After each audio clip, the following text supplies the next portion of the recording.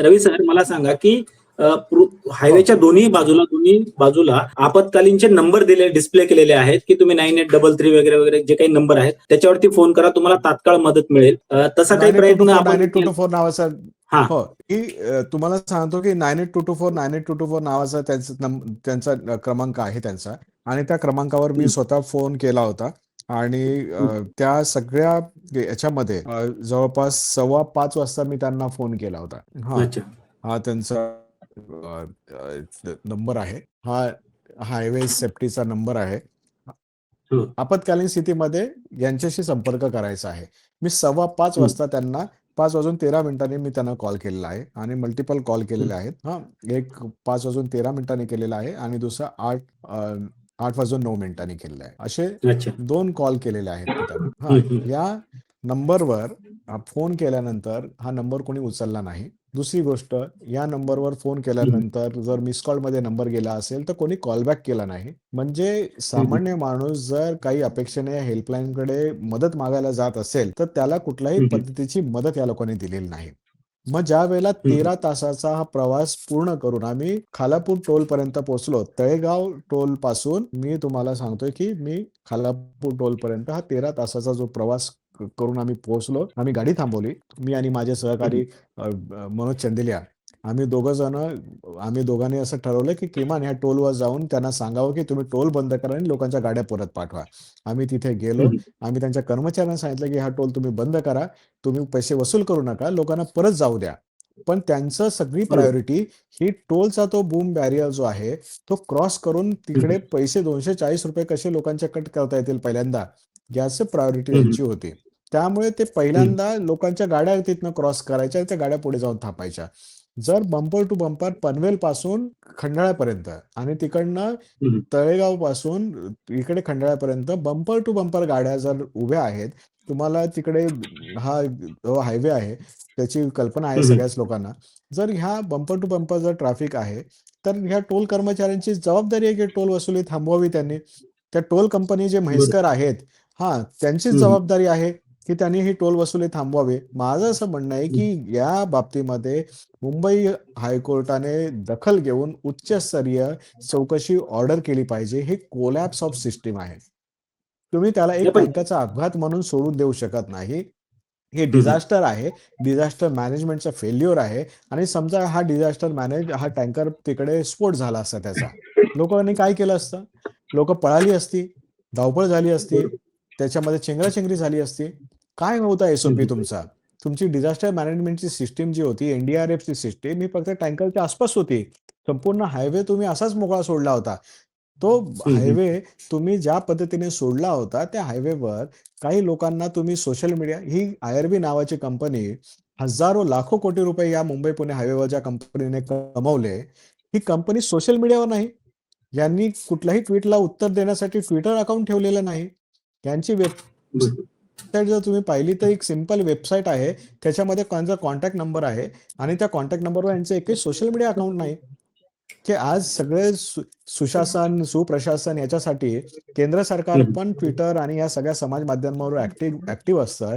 लोकांच्या हं, हं. ग्रीव्हन्सेससाठी त्यांना उत्तर देतं. आय-आर-बी नावाची ही कंपनी ही फक्त लोकांना लुटण्यासाठी आहे का? या कंपनीने लोकांना काही आपली जबाबदारी समजत नाहीत काही लोकं, की आपण यांना उत्तरदायित्व आहे. आपण लोकांना त्यांच्या समस्यांना उत्तरं दिली पाहिजेत. लोकांना माहिती कशी मिळणार होती? रेडिओतनं मिळाली असती. तुमच्या रेडिओवर काही माहिती नव्हती. समाज माध्यमातून मिळाली असती. समाज माध्यमांवर हे ट्विटर हँडल नाही. दुसरे जे इन्फ्रामॅन आहे, ज्यांचा एवढा गाजावाजा आहे, जे हजारो कोटी खर्च करतात, त्यांच्या ट्विटर हँडलवर तुम्ही बघा, काहीच माहिती नाही. जे खासदार आहेत, त्यांनी आज 6 वाजताच्या आसपास हा हायवे पुन्हा सुरू होईल असं एक 5:30-5च्या आसपास ट्वीट केलेलं आहे. हे खासदार महोदय गायब होते. संसद रत्न आणि बाकीच्या सगळ्या घडामोडींमध्ये आपल्या मुलाला पंतप्रधानांना इंट्रोड्यूस करण्यासाठी म्हणून दिल्लीला गेलेले आहेत. तिकडे ते व्यस्त आहेत. या सगळ्या राजकीय इकोसिस्टमची जबाबदारी नव्हती का? विरोधी पक्षाची जबाबदारी नव्हती की आपल्या कार्यकर्त्यांना पाठवून निदान पाण्याची व्यवस्था तरी करा लोकांना. मला असं वाटतं की लोकांना यांनी गृहीत धरलेलं आहे.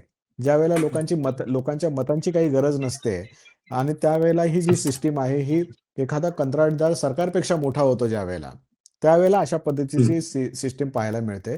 तुम्ही नाही पण व्हिज्युअल्समध्ये पण रवी पाहिले रवी असाल. सर रवी सर, अगदी मुद्द्याला तुम्ही हे धरलेलं आहे. मला हम्म. एक सांगा फक्त, की जेव्हा आपण ह्या कंपन्या टोल आकारतात किंवा जेव्हा टेंडर प्रोसेस होते, तर त्यामध्ये त्याच्या बदल्यात तुम्हाला काय सुविधा मिळणार आहेत?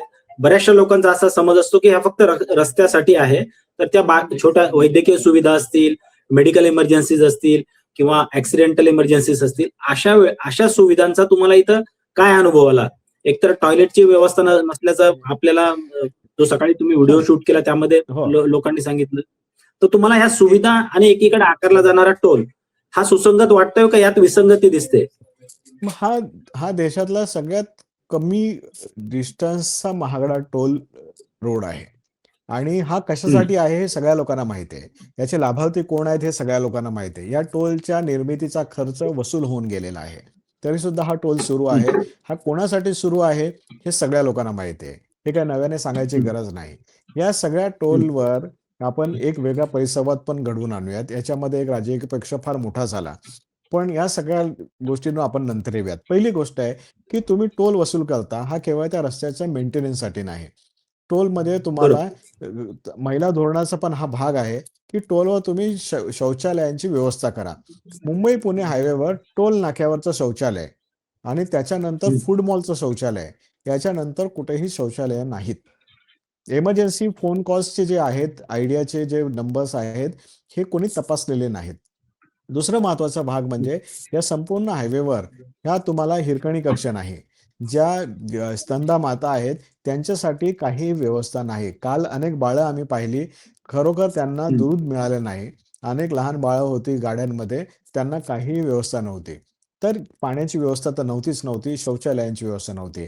अनेक महिला ह्या तिथे ट्रक आणि त्यांच्या आडोशाला शौचालयासाठी आणि याच्यासाठी मूत्रविसर्जनासाठी बसलेल्या पाहिल्या. ही परिस्थिती आहे ह्या एवढ्या मेगा हायवेची. हाय प्रोफाईल लोकं, जे लोकं लाखो रुपयाचा टॅक्स भरतायत, महागड्या गाड्या घेतायत, ते लोकं रस्त्यांवर आपल्या विधी करण्यासाठी उभे राहावेत, ही सरकारची अपेक्षा आहे. आणि याच्यासाठी हा टोल घेतला जातोय. मला असं वाटतंय, की जी डिग्निटी असते ना, सामान्य माणसाचा सन्मान, आत्मसन्मान, हा सरकारने मान्यच केलेला नाहीये. त्यांना ही सगळी गुरं-जनावरं वाटतात. हा कॅटल क्लास वाटतो. आणि हीच हं, भावना त्या आय-आर-बीच्या अधिकाऱ्यांची पण होती. ते आम्हाला सांगत होते, की टोलवर शौचालय आहेत. अरे टोलवर हं. शौचालयासाठी नाहीये तुमचा टोल नाका. तुम्हाला संपूर्ण हायवे मेंटेन करायचा आहे, हायवे मॅनेज करायचा आहे. बरोबर. आणि मी तुम्हाला एक गोष्ट सांगतो आनंदजी, की आपण हं, ज्यावेळेला मुंबईकडनं पुण्याला जातो किंवा पुण्याहून मुंबईकडे येतो, त्यावेळेला घाट लागतो आणि घाटामध्ये मधल्या काळामध्ये प्रचंड ट्रॅफिक जॅम होते. जे लोकं ह्या हं, प्रवास करतात या घाटांमध्ये, तुम्हाला हेवी व्हेइकल्स सगळ्या लेनमध्ये तुम्हाला दिसतात. त्या हेवी बरोबर. व्हेइकल्सचा काय प्रॉब्लेम आहे मला माहीत नाही. मात्र त्या हेवी व्हेइकल्सना डाव्या बाजूने चालायचं नाहीये. त्यांना उजव्या लेनमधूनच चालायचं आहे. ज्या गाड्या बरोबर. छोट्या वाहनांसाठी आहेत. त्या वाहनांच्या हं, छोट्या वाहनांच्या लेनमधून हे व्हेइकल चालू असतात आणि हे कॉन्व्हॉयने चालतात. त्यामुळे हे हं, एकाच वेळेला 4 मोठ्या गाड्या असतात आणि छोट्या गाड्या त्यांना ओव्हरटेक करून जात असतात, जीवावर उदार होत. मग ह्यामुळे हा हं, घाट जाम होतो. हा घाट जाम झाल्यानंतर तुम्ही बघा, की घाटाचं वातावरण थंड असतं. त्याच्यानंतर घाट क्रॉस केल्यानंतर तुम्हाला तिथे एकही शौचालय, मूत्रालय तुम्हाला दिसणार नाही.